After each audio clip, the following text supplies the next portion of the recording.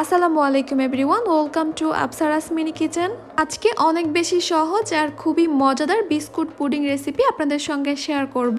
Pudding তৈরি করার সময় যাদের পুডিংটা ফেটে যায় বা ভেঙে যায়, তারা এইভাবে বিস্কুট দিয়ে পুডিংটা তৈরি করে দেখতে পারেন। পুডিংটা একদমই পারফেক্টভাবে তৈরি হবে, ভেঙে যাওয়া বা ফেটে যাওয়ার কোনো ভয় থাকবে না। পারফেক্ট ক্যারামেল তৈরি করা সহ সহজভাবে রেসিপিটি শেয়ার করব। আশা করছি আপনাদের কাছে খুবই ভালো লাগবে। আমার রেসিপি যদি আপনাদের কাছে ভালো লেগে থাকে তাহলে আমার চ্যানেলটি সাবস্ক্রাইব করবেন, বেল বাটনটিও অন করে রাখবেন আমার পরবর্তী ভিডিওর নোটিফিকেশন সবার আগে পাওয়ার জন্য। তাহলে আর কথা না বাড়িয়ে মূল রেসিপিতে চলে যাচ্ছি।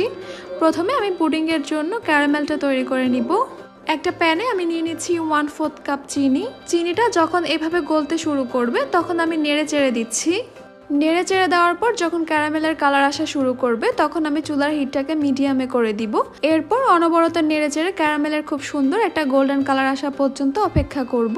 খেয়াল রাখতে হবে ক্যারামেলটা যেন পুড়ে না যায়, পুড়ে গেলে কিন্তু পুডিংটা খেতে তিতা লাগবে। যে পাত্রের মধ্যে আমি পুডিংটাকে সেট করব, ক্যারামেলটাকে আমি সেই পাত্রের মধ্যে নিয়ে নিচ্ছি।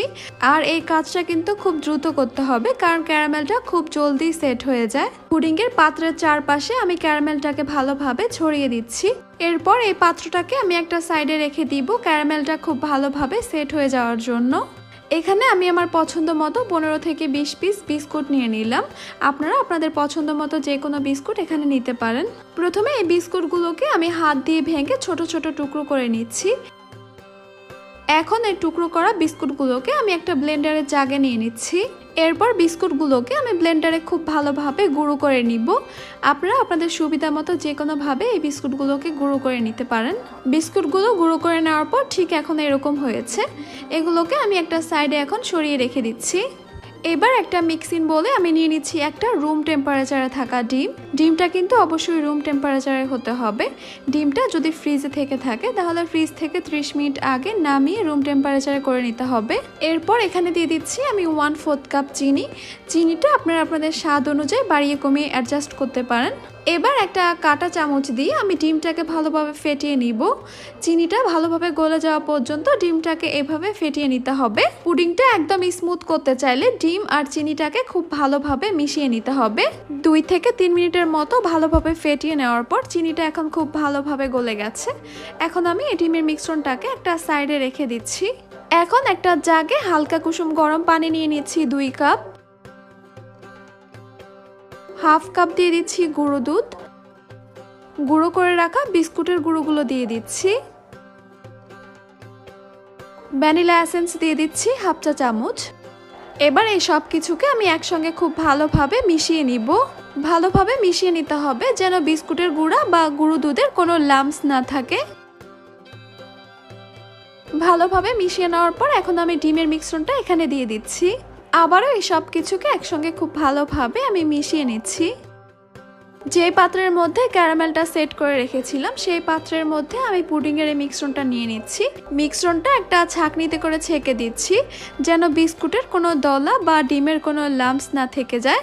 এইভাবে ছেঁকে নিলে পুডিংটা একদমই স্মুথ হবে, তাই চেষ্টা করবেন পুডিংয়ের মিশ্রণটাকে এভাবে ছেঁকে নেওয়ার জন্য। পুডিংয়ের এই পাত্রটাকে আমি ঢাকনা দিয়ে ঢেকে দিচ্ছি, আর যদি ঢাকনা না থাকে তাহলে একটা ফয়েল পেপার দিয়ে ঢেকে দিতে হবে। পুডিংটা আমি চুলায় তৈরি করব। আমি একটা পাত্রের মধ্যে 2 কাপ গরম পানি নিয়ে নিচ্ছি। এরপর এখানে আমি রেখে দিচ্ছি 2টা কিচেন টাওয়াল, অথবা আপনারা এখানে পাতলা সুতির কাপড়ও দিতে পারেন। কিচেন টাওয়ালের উপরে আমি পুডিংয়ের পাত্রটা বসিয়ে দিচ্ছি। এভাবে কিচেন টাওয়ালটা দিলে পানিটা যখন ফুটতে শুরু করবে তখন এই পাত্রটা নড়াচড়া করবে না। ঢাকনা দিয়ে ঢেকে দিচ্ছি আর চুলার হিটটাকে লো মিডিয়ামের মাঝামাঝি রেখে পুডিংটাকে এভাবে ভাপে রেখে দিব 20 থেকে 25 মিনিটের জন্য। সময় আরও কম বেশি লাগতে পারে। আমি প্রায় 25 মিনিট পর ঢাকনাটা তুলে নিচ্ছি। এরপর একটা টুথপিক দিয়ে চেক করে নিচ্ছি পুডিংটা ঠিকমতো জমেছে কিনা। টুথপিকটা একদমই ক্লিন আসছে, তার মানে পুডিংটা হয়ে গেছে। চুলা থেকে নামিয়ে পুডিংটাকে আমি সম্পূর্ণভাবে ঠান্ডা করে নিয়েছি। এরপর পুডিংয়ের পাত্র থেকে পুডিংটাকে ছাড়িয়ে নিচ্ছি একটা নাইফ দিয়ে।